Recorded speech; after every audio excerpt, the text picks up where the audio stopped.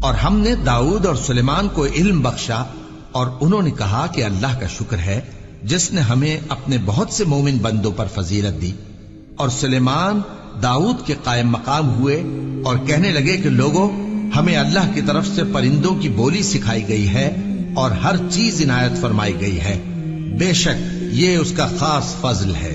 اور سلیمان کے لیے جنوں اور انسانوں اور پرندوں کے لشکر جمع کیے گئے اور پھر ان کی جماعتیں بنائی گئیں، یہاں تک کہ جب چیونٹیوں کے میدان میں پہنچے تو ایک چیونٹی نے کہا کہ چیونٹیوں، اپنے اپنے بلوں میں داخل ہو جاؤ، ایسا نہ ہو کہ سلیمان اور اس کے لشکر تم کو کچل ڈالیں اور ان کو خبر بھی نہ ہو۔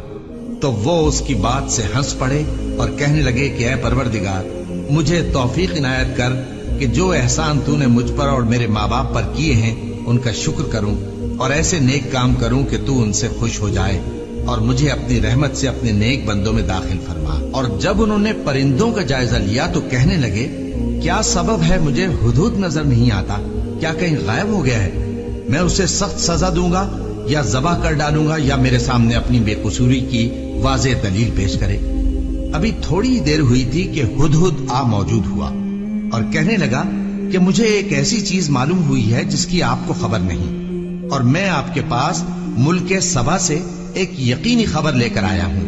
میں نے ایک عورت دیکھی کہ ان لوگوں پر حکومت کرتی ہے اور ہر چیز اسے میسر ہے، اور اس کا ایک شاندار تخت ہے۔ میں نے دیکھا کہ وہ اور اس کی قوم اللہ کو چھوڑ کر آفتاب کو سجدہ کرتے ہیں، اور شیطان نے ان کے اعمال انہیں آراستہ کر دکھائے ہیں اور ان کو رستے سے روک رکھا ہے، پس وہ رستے پر نہیں آتے، اور نہیں سمجھتے ہیں کہ اللہ کو جو آسمانوں اور زمین میں چھپی چیزوں کو ظاہر کر دیتا اور تمہارے پوشیدہ اور ظاہر اعمال کو جانتا ہے، کیوں سجدہ نہ کریں؟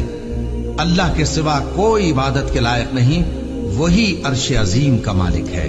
سلیمان نے کہا، اچھا ہم دیکھیں گے تو نے سچ کہا ہے یا تو جھوٹا ہے۔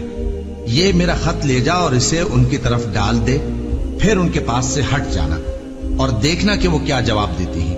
ملکہ نے کہا کہ دربار والوں، مجھ تک ایک نامہ گرامی پہنچایا گیا ہے، وہ سلیمان کی طرف سے ہے، اور مضمون یہ ہے کہ شروع اللہ کا نام لے کر جو بڑا مہربان نہایت رحم والا ہے، بعد اس کے یہ کہ مجھ سے سرکشی نہ کرو اور مطیع و فرما بردار ہو کر میرے پاس چلے آؤ۔ خط سنا کر کہنے لگی کہ اے اہل دربار، میرے اس معاملے میں مجھے مشورہ دو، جب تک کہ تم حاضر نہ ہو اور صلاح نہ دو میں کسی کام کا فیصلہ نہیں کیا کرتی۔ وہ بولے کہ ہم بڑے زوراور اور سخت جنگجو ہیں، اور حکم آپ کے اختیار میں ہے، تو جو حکم دیجیے گا اس کے انجام پر نظر کر لیجیے گا۔ اس نے کہا کہ بادشاہ جب کسی شہر میں داخل ہوتے ہیں تو اس کو تباہ کر دیتے ہیں اور وہاں کے عزت والوں کو ذلیل کر دیا کرتے ہیں، اور اسی طرح یہ بھی کریں گے۔ اور میں ان کی طرف کچھ تحفہ بھیجتی ہوں اور دیکھتی ہوں کہ قاصد کیا جواب لاتے ہیں۔ پس جب قاصد سلیمان کے پاس پہنچا تو سلیمان نے کہا، کیا تم مجھے مال سے مدد دینا چاہتے ہو؟ سو جو کچھ اللہ نے مجھے عطا فرمایا ہے وہ اس سے کہیں بہتر ہے جو تمہیں دیا ہے۔ حقیقت یہ ہے کہ اپنے تحفے سے تم ہی خوش ہوتے ہوگے۔ ان کے پاس واپس جاؤ، اب ہم ان پر ایسے لشکر لے کر حملہ کریں گے جن کے مقابلے کی ان میں طاقت نہ ہوگی، اور ان کو وہاں سے بے عزت کر کے نکال دیں گے اور وہ ذلیل ہوں گے۔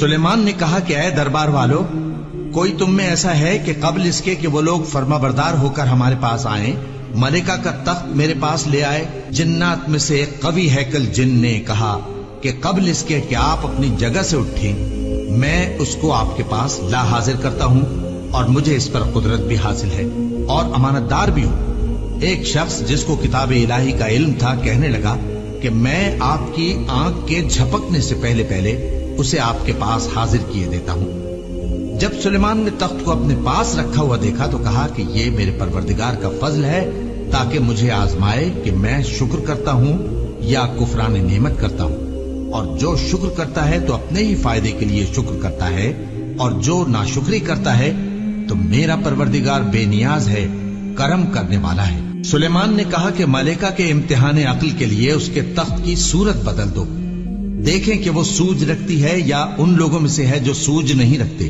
پھر جب وہ آ پہنچی تو پوچھا گیا کہ کیا آپ کا تخت بھی اسی طرح کا ہے؟ اس نے کہا کہ یہ تو گویا ہو بہو وہی ہے۔ اور ہم کو اس سے پہلے ہی سلیمان کی عظمت و شان کا علم ہو گیا تھا، اور ہم فرما بردار ہیں۔ اور وہ جو اللہ کے سوا دوسروں کی پرستش کرتی تھی، سلیمان نے اس کو اس سے منع کیا کہ وہ کافروں میں سے تھی۔